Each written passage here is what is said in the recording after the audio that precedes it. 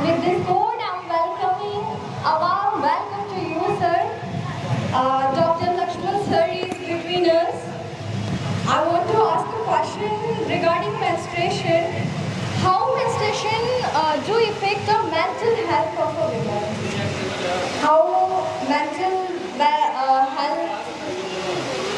Good name क्या आपका? Simran. Simran. Yes. How mental health plays a great role in women's menstruation? सबसे पहले सभी को नमस्कार।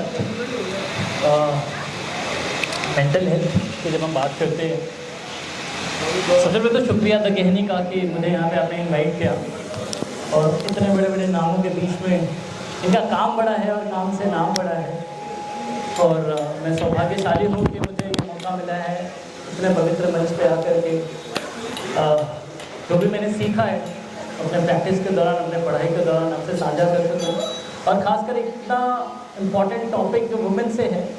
और मैं आज मनोचिकित्सक हूँ तो अपनी माँ की वजह से, क्योंकि मैं तो एक गांव में रहता था, कोई आइडेंटिटी नहीं थी।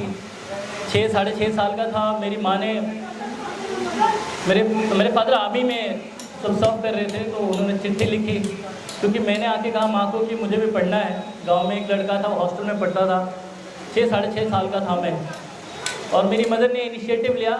तब अंतरदेशी चलती थी और उन्होंने ये चिट्ठी लिख करके मेरे पिता को भेजा और पिता मैंने इनिशिएटिव लिए और मेरे को बोर्डिंग स्कूल में डाला। तो पूरे 12 साल मुझे बोर्डिंग स्कूल में पढ़ने का सौभाग्य प्राप्त हुआ और शायद इस लायक हूँ जो मंच पे खड़ा होकर आपके समक्ष बोल पा रहा हूँ मैं, तो शायद मेरी माँ को एक सबसे ज़्यादा इसका श्रेय जाता है। और ये कहने में मैं हिचकिचाता नहीं हूँ, मेरी भी एक बेटी है और बचपन में एक हमने प्ले भी किया था और उसमें एक छोटी सी लाइन भी थी, उसी के साथ मैं शुरुआत करूँगा कि वो खाद पानी दो बेटों को लहराती हैं बेटियाँ और इसके एवरेस्ट के चोटी पे ढकेले जाते हैं बेटे और चढ़ जाती हैं बेटियाँ। तो वाह वाह, क्या बात है सर, क्या बात है। बेटियों को ये समर्पित है, तो मेरे बहुत दिल के करीब है ये प्रोग्राम और बहुत दिल से बोलूँगा और कुछ ऐसा बोल के जाऊँगा जो लाइफ लॉन्ग आपको ये चीज़ें मदद करती रहेंगी। तो आपने अब यहाँ से सवाल शुरू करते हैं मैम, आप क्या बोल रहे थे, मेंटल हेल्थ कैसे अफेक्ट करता है? देखिए, मेंस्ट्रुअल हाइजीन की जब बात करते हैं, माहवारी की बात करते हैं, तो एक बहुत इम्पॉर्टेंट, ऑलरेडी मैम ने बताया, डॉक्टर मैम ने, इसका बहुत अहम रोल है हमारे जीवन में, लेकिन ये सीधे हमारे अफेक्ट करता है मेंटल हेल्थ को, क्योंकि कुछ हार्मोनल चेंजेस आते हैं। उसमें एक होता है न्यूरोट्रांसमीटर जिसको हम सेरोटोनिन कहते हैं, उसमें कुछ थोड़े चेंजेस आते हैं और जब उसमें चेंजेस आते हैं तो आपके मन में बहुत सारे चेंजेस आएंगे, आपके मानसिक स्तर पे। वो क्या क्या होते हैं, आप एक तो PMS होता है, प्री मेंस्ट्रुअल सिंड्रोम, और एक होता है PMDD, pre menstrual dysmorphic disorder. PMS काफ़ी हद तक मैनेज किया जा सकता है, लेकिन जो PMDD होता है उसको मैनेज करना थोड़ा मुश्किल होता है और चैलेंजिंग भी होता है। तो घबराहट, बेचैनी, मूड स्विंग्स होना, आपके मन में इरिटेशन शुरू हो जाएगी, आपको झुलझुलाहट, चिड़चिड़ापन, उसके अलावा आपको कभी कभी बहुत गुस्सा आएगा, नींद ठीक से नहीं आएगी, आपको क्रेविंग होने लगेगी मीठा खाने की, और शुगर आपके हार्ट पे सीधा अफेक्ट करता है। जिसे आप देखेंगे रात को खासकर जब आप शुगर खा के सोएंगे तो आप अक्सर जब आप चेक करेंगे अपने जो आजकल तो स्मार्ट वॉचेस हैं तो उसमें देखेंगे कि आपका शुगर का लेवल की वजह से आपका हार्ट बीट तेज आएगी, तो दिल की धड़कन का बढ़ना, मूड कभी लो कभी हाई, कभी कभी रोना आने लगेगा, एक्सट्रीम आपका अफेक्ट जिसको हम कहते हैं साइकोलॉजी में, अफेक्ट एक तरह का इमोशन में बहुत उतार चढ़ाव आते हैं और कई बार घर वाले ये समझ नहीं पाते हैं। और ये जो शुरुआत होती है पीरियड्स के हफ्ता 10 दिन पहले या 14 दिन पहले भी शुरू होता है, पीरियड्स के 1-2 दिन तक रहता है। तो कहीं ना कहीं हमारा मूड, जो हमारा मन है और शरीर है, दोनों एक दूसरे से जुड़ा हुआ है, मन, शरीर और आत्मा। तो मन पे इफेक्ट आने लगता है जैसे ही आपको इस तरह से जब मेंस्ट्रुअल आने को रहता है। तो ये बहुत कम लोगों को आइडिया रहता है, घर वाले भी कई बार समझ नहीं पाते, उसकी वजह से हस्बैंड वाइफ में बहुत लड़ाइयाँ होती है, या घर में से लोगों को लगता है कि हर महीने इसका क्यों चिड़चिड़ रहता है। तो ये थोड़ा समझने की ज़रूरत है कि सीधे हमारे मन को इफेक्ट करते हैं, क्योंकि हार्मोनल चेंजेस आते हैं और हार्मोन्स कहीं ना कहीं हमारे शरीर में हमारे मन को इफेक्ट करते हैं। Okay sir. बहुत सही कहा आपने, लेकिन फिर भी हमारे सोसाइटी में इस मेंटल डिजीज़ को, इस मानसिक बीमारी को लोग नाटक कह देते हैं, इसको सीरियसली नहीं लेते हैं। तो इस पर आप क्या कहना चाहेंगे? नाटक तो होता है जो मंचों पे होता है, और जीवन भी एक कहते हैं ना, वो राजेश खन्ना का डायलॉग है, रंगमंची कठपुतलियाँ सब। देखिए, नाटक नहीं होता है, नाटक एक अलग होता है। कई बार हम जब सामने वाले को समझ नहीं पाते हैं, शायद हमें वो मनस्थिति का वो आभास नहीं होता है, और मैक्सिमम लोग नहीं समझते, जिसको हम सिंपैथेटिक एम्पैथेटिक कहते हैं। सिंपैथी मतलब किसी को भावनात्मक रूप से समझना, और एम्पैथिक मतलब कि आप उसको हिसाब से उसको समझना, मतलब मेरे चश्मे से आप दुनिया को देख रहे हैं। तो ऐसे में काफ़ी हद तक मैं देखा हूँ कि फैमिली में ना अक्सर इश्यूज़ होते हैं, क्योंकि ये महामारी है, हर महीना आता है। आपका जो मेंस्ट्रुअल है हर महीना आएगा, हर महीना वो मूड चेंज होगा ही होगा, वो एंग्जाइटी होगी। 80% लोगों को ये समस्या आती है, PMS वाले, जो प्री मेंस्ट्रुअल सिंड्रोम की जब बात करें। लेकिन जो PMDD होता है वो 5 से 7% लोगों में होता है, और वो ज़्यादा मतलब सीवियर होता है, मतलब सीवियरली मूड स्विंग होएगा। डिप्रेशन, मतलब डिप्रेशन के कुछ लक्षण मैं आपको बता देता हूँ, क्योंकि लोगों में आपने कहा ना स्टिग्मा बहुत है, लोग जानते भी नहीं है, समझ भी नहीं पाते हैं, और गूगल पे बहुत कुछ ऐसा सर्च कर लेते हैं जो उनको कायदे से समझ भी नहीं आता है। तो वैसे तो 5-7 सिम्टम इनमें से होना चाहिए जो मैं बता रहा हूँ। बेसिकली 2 सबसे ज़्यादा होता है, एक सैडनेस, मतलब मन की उदासी, लगातार 2 हफ्ते तक अगर जो आप उदास हैं, और एक होता है इनहेडोनिया, जिसमें कि मन नहीं लगता है आपका, मतलब जिनमें आपका पहले मज़ा आता था, जैसे आपको गाना सुन के मज़ा आता था, आपको खेल के मज़ा आता था, आपको मूवी देख के मज़ा आता था, दोस्तों के साथ बैठ कर के मज़ा आता था, तो वो सब मज़ा आना एकदम बंद हो जाएगा। आपको एकदम निराशा, भूख कम लगना या बहुत ज़्यादा लगना, आपको लगातार नकारात्मक ख्याल आएंगे, खुद को लेके, दुनिया को लेके, लोगों को लेकर के, भविष्य को लेकर के, आप होपलेस हो जाएंगे। और होपलेस जहाँ आता है वहाँ सुसाइड आने के चांसेस बढ़ जाते हैं। जहाँ पे उम्मीद ख़त्म, जैसे कोई आपको ये दिखाए कि हाँ अब तो मेरे लाइफ में कुछ बचा ही नहीं है, मैं किसी काम का नहीं हूँ, वर्थलेसनेस जिसको कहते हैं, और ऐसे लगता है कि कोई मुझे प्यार नहीं करता। ये 3 चीज़ें बहुत कॉमन होती हैं, मैं प्यार के लायक नहीं हूँ, या मुझे कोई प्यार नहीं करता, मेरी उम्मीद ख़त्म हो गई, यानी होपलेसनेस, और एक वर्थलेसनेस, मैं किसी काम का नहीं हूँ। ये तीनों चीज़ें, उसके अलावा आपकी नींद बहुत कम आ रही है या बहुत ज़्यादा आ रही है, आपकी नींद टूट के आ रही है। अक्सर डिप्रेशन में ना सुबह जो मॉर्निंग, जिसको ड्यूरोनल मूड स्विंग्स कहते हैं, सुबह में आपको भारीपन लगेगा उठने के बाद, ऐसे लगेगा कि बिस्तर छोड़ने का मन ही नहीं कर रहा है, आपको किसी काम में मन नहीं लगेगा, एक उदासी, एक निराशा, और आप ना कई बार बात करते करते रोने लगेंगे, बहुत ज़्यादा इमोशंस आने लगते हैं। लोगों को तब लगता है कि इसका यार वे तो रोज़ का नाटक है, क्या है मतलब, पता है ना। अगर तो ये सारे चीज़ें आपको 2 हफ्ते से ज़्यादा हो रही हैं, तो कहीं ना कहीं आपको डिप्रेशन हो चुका है। और डिप्रेशन के 3 फॉर्मेशंस होते हैं, mild, moderate and severe. Mild और मॉडरेट तक है तो काउंसलिंग थेरेपी से बात बन जाती है। अब तो बहुत एडवांस थेरेपीज़ आ गई हैं, आपको ज़रूर नहीं है मेडिकेशंस पे जाने के लिए, तब जाते हैं जब बहुत सीवियर कंडीशन है। एंग्जाइटी में आपका हार्ट बीट बढ़ेगा, आपको गला सूखेगा, पैनिक अटैक भी कई बार लोगों को आते हैं। नहीं आइडिया रहता है कि उनको लगता है मेरे को सांस लेने की कोशिश तो कर रहा हूँ, बट मैं सांस ले नहीं पा रहा हूँ, चौक कर जाता है गला उनका। उनको लगता है कि बहुत हैवी उनको ब्रीथ चाहिए, सांसें ऐसे कम आती है, गला सूखने लगता है, और एक शिवरिंग होती है लोगों को। तो ये एंग्जाइटी के कुछ लक्षण है जो आपको PMS में या PMDD में मिलेगा। PMDD में ना सीवियरली मूड स्विंग्स होते हैं, डिप्रेशन इतना हाई रहेगा कि वो बात करने का मन नहीं करेगा, वो रोना स्टार्ट कर देगी। इस तरह के कुछ जो कंडीशंस आते हैं।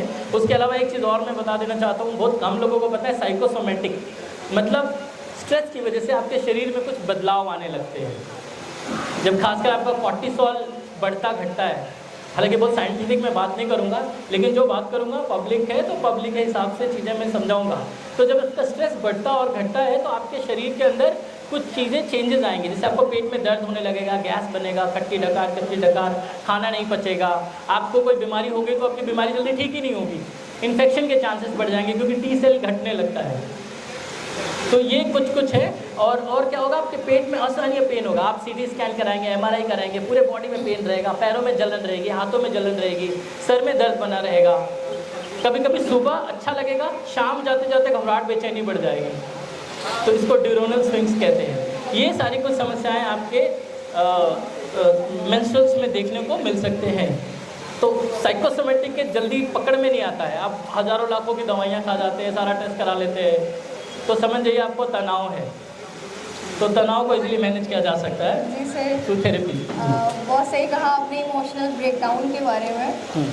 मेरा नेक्स्ट क्वेश्चन है सर कि इस इमोशनल ब्रेकडाउन से एक महिला अपने आप को कैसे दूर रख सकती है? जैसे कि हर महीने उनको मेंस्ट्रुएशन तो आना है, हर महीने उन्हें मेंटल ब्रेकडाउन भी फील कराना है, वो फील करती हैं ग्रेजुअली एंड डायरेक्टली और इनडायरेक्टली, तो वो खुद को ऐसे अपने आप को कैसे दूर रख सकती हैं इस मेंटल इमोशनल ब्रेकडाउन से? देखिए, आपको तो पता है 11 ईयर्स जैसे स्टार्ट होता है और 40-45 तक रहता है मेनोपॉज तक। तो ये आपको ऑलरेडी पता है कि 11 से लेकर के 45-50 तक ये स्थिति आपकी रहेगी। तो एक एक्सेप्टेंस बड़ी चीज़ होती है। कहते हैं ना, first impression is the last impression. आप पहला इंप्रेशन ही नेगेटिव दे देते हो। सिंपल सा मैं एक छोटा सा एग्जांपल देता हूँ। आप किसी कमरे में रह रहे हैं, एक होटल के कमरे में, और कोई दिक्कत नहीं है। तीसरे दिन किसी ने कह दिया कि इस कमरे में तो मर्डर हुआ था, इसमें भूत रहता है। अगर जब भरोसा करते हैं तो उस रात से नींद आएगी क्या आपको? नहीं। आपको लगेगा बाबा कुछ दिख रहा है, उसको परसेप्चुअल डिस्टॉर्शन कहते हैं। आपको आभास होने लगे कि कमरे में कोई है, अब तक कोई दिक्कत नहीं थी। वैसे ही आपका एक इम्प्रेशन दिमाग के अंदर बैठ जाता है कि उफ ये मेंस्ट्रुअल फिर से। तो आप जैसे ही नेगेटिव होते हैं ना, स्ट्रेस बढ़ता है, तो आपका ना ये सामने वाला दिमाग है जो सोचने समझने का काम करता है, इसको प्री फ्रंटल कॉर्टेक्स कहते हैं। ये सारा डिसीजन मेकिंग, लॉजिकल थिंकिंग और बहुत सारे डिसीजंस और कॉम्प्लेक्स थिंकिंग इसी से होता है। तो जैसे ही आप तनाव लेंगे ना, ये काम करना बंद कर देता है। इसकी जगह पे काम करता है एमिगडाला। थोड़ा फिजियोलॉजी बता दे रहा हूँ ताकि आपको ईजी होगा इसको मैनेज करने में। आगे मैं मैनेजमेंट पे आऊँगा। तो आपका एमिगडाला जब एक्टिवेट हो जाएगा तो सिर्फ आपको भावनाएं आएंगी, आपको रोना आएगा, गुस्सा आएगा, चिड़चिड़ापन मचेगा। तो पहले तो एक्सेप्ट करना है, राइट। दूसरा क्या है, आपका नर्वस सिस्टम में ना एक पैरासिम्पैथेटिक नर्वस सिस्टम होता है। पैरासिम्पैथेटिक क्या करता है, आपके बॉडी को ना काम रखने में मदद करता है, शांत रखने में मदद करता है। तो उसको हम ज़्यादा सपोर्ट करेंगे। कैसे करेंगे? डीप ब्रीदिंग से। आपने सुना होगा ना डीप ब्रीदिंग, लंबी और गहरी सांस जितना लेंगे, इनहेल करेंगे, उतना ही एक्सहेल करेंगे। मतलब जितनी सांसें 4 सेकंड अंदर ले रहे हैं तो 4 सेकंड में उसको हम बाहर छोड़ेंगे। पहला है। दूसरा है रिलैक्सेशन टेक्निक, इसको JPMR कहते हैं, जैकोब्सन मस्कुलर रिलैक्सेशन टेक्निक। ये काफ़ी ज़्यादा हेल्पफुल है, ये रिलैक्सेशन और ये डीप ब्रीदिंग। उसके अलावा आपका फूड, आपको क्रेविंग होगी मीठा खाने का, आप मीठा पे बिल्कुल मत जाए, क्योंकि फिर से आपका जब शुगर इंटेक बढ़ेगा तो आपका हार्ट बीट बढ़ेगा, आपके ऑटोनॉमिक नर्वस सिस्टम स्टार्ट हो जाएगा, पैरासिम्पैथेटिक काम करना बंद कर देगा। तो चीनी की क्रेविंग होगी तो चीनी कोशिश करिए कि कम लीजिए, पोटेशियम बढ़ा दीजिए, यानी ग्रीन वेजिटेबल्स।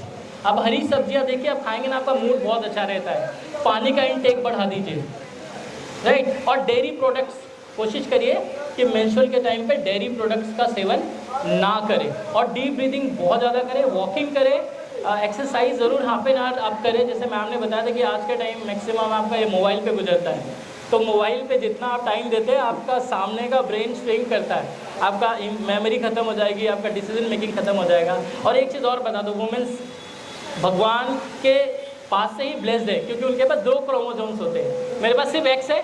आप देखेंगे वुमेंस में ना 3 गुना ज़्यादा पुरुषों के मुकाबले डिप्रेशन, जिसको अवसाद कहते हैं, होने के चांसेस ज़्यादा रहते हैं, आते भी, लेकिन वो इजीली हैंडल करती है। सुसाइड ज़्यादा कौन करता है? मेल। डिप्रेशन किसको ज़्यादा होता है? फीमेल्स को। तो आपके पास Y क्रोमोसोम्स भी है जो आपको सपोर्ट देता है, लेकिन वो सपोर्ट कब मिलेगा? जब पहले आप खुद को सपोर्ट करेंगे। एक वो बचपन में हमने पढ़ा था ना पोएम, हमको मन की शक्ति देना मन विजय करे, और दूसरों की जय करने से पहले आप सोचते रहे मेरा बच्चा, अरे मेरा पति, अरे अभी थोड़ी देर के लिए पति और बच्चे को होल्ड पे डालो, पति को भी सिखाओ घर का काम, बच्चे को भी सिखाओ। कोविड में आपने देखा कितना मुश्किल होया था, कई बार लोगों को झाड़ू लगाने नहीं आता, उनको पता नहीं था कि चावल में पानी कितना डालना है, दाल कैसे बनानी है, कितनी सीटी पे बनती है। अगर 2 सीटी रख दो, कुकर रख दो, तो पता नहीं चलेगा कि दाल की सीटी किस में आ रही है। और वुमेन कैन डू, वो मल्टीटास्किंग होते हैं, क्योंकि उनके पास जो लॉजिकल कैपेसिटी है, जो उनका ब्रेन की फंक्शनिंग है, मेल से ज़्यादा होती है, और उनकी सहने की क्षमता भी। इसीलिए शायद एक माँ जन्म देती है तो उसको कहते हैं कि कितने 200 या कितने हड्डियों का टूटने का बराबर वो दर्द होता है। तो आप उस पेन को इजीली सह सकते हो अगर जो आप प्रिपेयर्ड हो तो। तो डीप ब्रीदिंग करते रहिए, पोटेशियम अपना लेवल बढ़ाइए, यानी ग्रीन वेजिस को बढ़ा दीजिए, डेयरी प्रोडक्ट कम लीजिए और रिलैक्सेशन करेंगे ना, बहुत कमाल का इफेक्ट आते हैं। फिर भी नहीं आता है तो इस मंच पे मैं एक आपको मेरी तरफ से एक प्रस्तावना या कह लीजिए कि आप लोगों के लिए एक सौगात है। हमारे पास बहुत सारी ऐसी मशीन्स है एडवांस जो स्ट्रेस भी बताती है, स्ट्रेस को मैनेज भी करती है। बिना गोली खिलाए हम लोग काफ़ी हद तक ठीक कर देते हैं और बहुत लोगों को किया भी हम लोगों ने। तो जो वुमेन्स है उनके लिए आज के बाद से मेंस्ट्रुअल के लिए हम फ्री ऑफ कॉस्ट ट्रीट करेंगे। अगर जो they are coming to the changing minds हमारा है, आप ढूंढेंगे चेंजिंग माइंड्स वाराणसी तो आपको मिलेगा।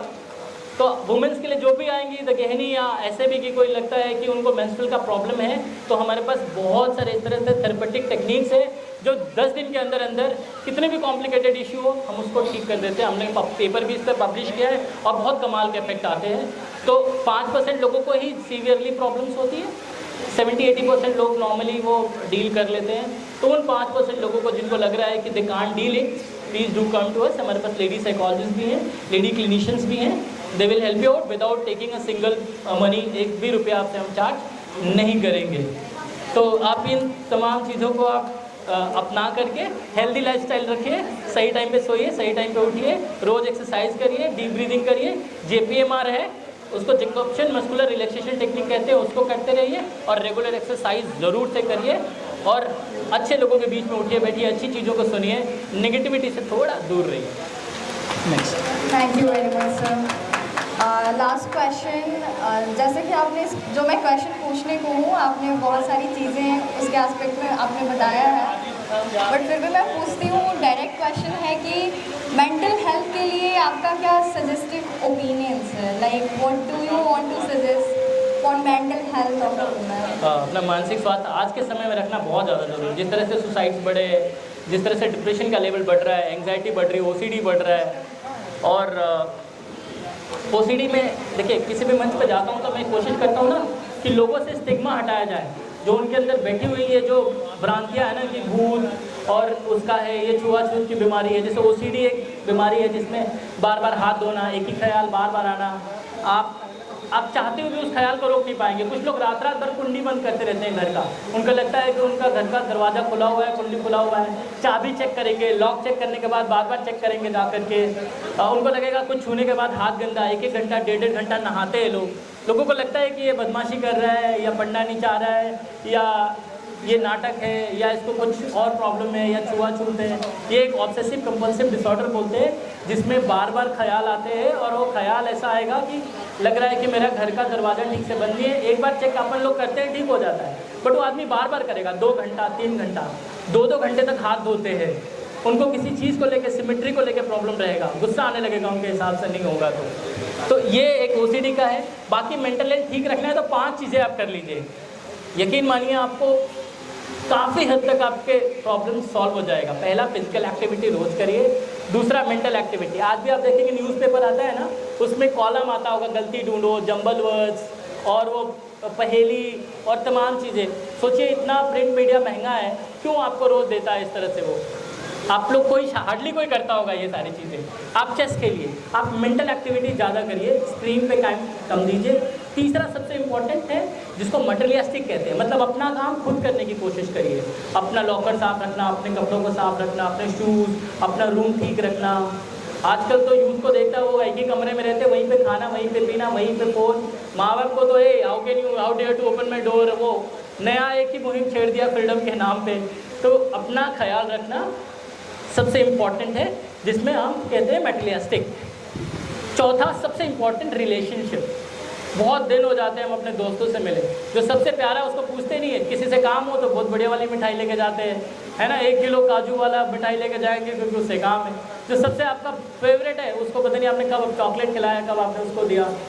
तो कोशिश करिए कि अपने रिलेशनशिप, अपने माँ के लिए किचन में जाके, चलो आज माँ मैं तुम्हारे लिए बनाता हूँ, आज सैटरडे है, मेरी वाइफ है, अपनी वाइफ के लिए बनाता हूँ। अपने रिलेशन, किसी पुराने दोस्त को फ़ोन करके बात कर लिया, हालचाल ले लिया। आज भी देखो बहुत मज़ा आता है, आप अपने स्कूल की बात छेड़िए ना, पुरानी बातों को छेड़िए, एक अलग से मुस्कान आएगी। तो रिलेशनशिप। और 5वां और सबसे इम्पॉर्टेंट जो आजकल शायद ही कोई करता है, फॉलो हॉबी। हॉबी कितने लोग बस पेंटिंग, डांसिंग, क्रिएटिव कुछ करते रहिए, है ना। ये आपको सबसे स्मार्टफोन ना डम बना रहा है। ये कहते हैं स्मार्ट है, स्मार्ट नहीं, आपको उल्लू बना रहा है स्मार्टनेस के नाम पे। अब AI आ गया है, पता नहीं क्या क्या आ गया है दुनिया में। देखिए जितनी आपकी सुख सुविधाएं बढ़ी है, समस्याएं उतनी ज़्यादा बढ़ गई हैं। तो इस्तेमाल करने से पहले ना दिमाग अपना खोल के रखिए, सुबह शाम अवेयर रहिए, खुद को रेट करते रहिए कि एक नाइकन टेक्निक है जापान का, पूरे दिन क्या किया, किसी की क्या मदद करी, और किसी को ऐसा तो नहीं कर दिया कि मेरी वजह से किसी को दुख पहुंच गया। सेल्फ एनालिसिस करते रहिए, जैसे एक अकाउंटेंट करता है ना, जैसे घर में महिलाएं करती हैं, कितना खर्चा हुआ, कितना पैसा आया, कितना गया। तो अपने इमोशंस का, अपने बिहेवियर का, अपने कॉग्निटिव एबिलिटीज़ का पूरा इस्तेमाल करिए, और पार्टी वार्टी में जाते रहिए, नशे से दूर रहिए और नेगेटिव लोगों से दूर रहिए, अपने आप में रहिए, अपने मन, शरीर और अपने आत्मा को कंबाइंड रखिए। बहुत मज़ा आएगा, ज़िंदगी बहुत खूबसूरत है। छोटा सा इवेंट पे ये मत मान लीजिए। वैसे तो मेरे बहुत अच्छे अच्छे वर्कशॉप्स होते हैं मैम, मेरे एक दो बार सौभाग्य प्राप्त हुआ है कि मैम लोगों के सामने करने का। कभी मौका मिला तो डेफिनेटली हम करेंगे और बहुत सारे आपको लाइफ स्किल्स सिखाएंगे। यहाँ बोर्ड नहीं है, नहीं तो मैं कुछ कुछ ऐसे टेक्निक बताता हूँ जो 99% तक अच्छा काम करती है, क्योंकि अभी तक 30 से 40 हज़ार लोगों को हम लोगों ने डील किया और ठीक भी किया है। तो हम खुशनसीब हैं कि आप हमारे लिए, हम आपके लिए हैं, और सबसे अच्छी बात है ये वुमेंस के लिए है। और मैं वहाँ का बेटा हूँ जिसको भारत माँ कहते हैं। तो शुक्रिया यहाँ पे बुलाने के लिए आपका शुक्रिया। इनके नाम में खास बात क्या था, राज भी और सिमरन भी। एक बहुत हिट मूवी आई थी बॉलीवुड में, वो दिल वाले दुल्हनिया ले जाएंगे, है ना। तो उन्होंने बताया सिमरन राज, तो मेरा वहाँ कनेक्ट कर गया, है ना। तो इसको कहते हैं वर्ड एसोसिएशन टेस्ट। कुछ एसोसिएशंस आपके दिमाग में रहेंगे जो तकलीफ़ें देंगे, लेकिन याद रखिएगा आपको जीवन में क्या चाहिए। वो कोना देखोगे तो ये वाला कोना नहीं दिखेगा, ये वाला कोना देखोगे तो ये वाला कोना नहीं दिखाई देगा। पर्सपेक्टिव की बात है, मेंटल सेट की बात है। आप क्या फर्स्ट इंप्रेशन दे रहे हो, ध्यान रखना, क्योंकि जब पॉजिटिव देखोगे तो नेगेटिव नहीं दिखाएगा, और नेगेटिव देखेंगे तो पॉजिटिव नहीं दिखेगा। लेकिन आकलन बीच में रहेंगे कि मुझे कब कितना चीज़ों को अवेयर रखना है, कितना जानना है। कोई और सवाल ma'am? No sir, thank you very much. पूरी गहनी की टीम से मैं आपका बहुत बहुत शुक्रिया अदा करना चाहती हूँ। बहुत अच्छे से आपने सारे सवालों का जवाब दिया और बहुत कुछ सीखने को मिला। बहुत ही इंस्ट्रक्टिव ओपिनियन स्पीच रहा। Thank you. आप सभी का शुक्रिया, आप इतना कीमती समय निकाले इतनी धूप में।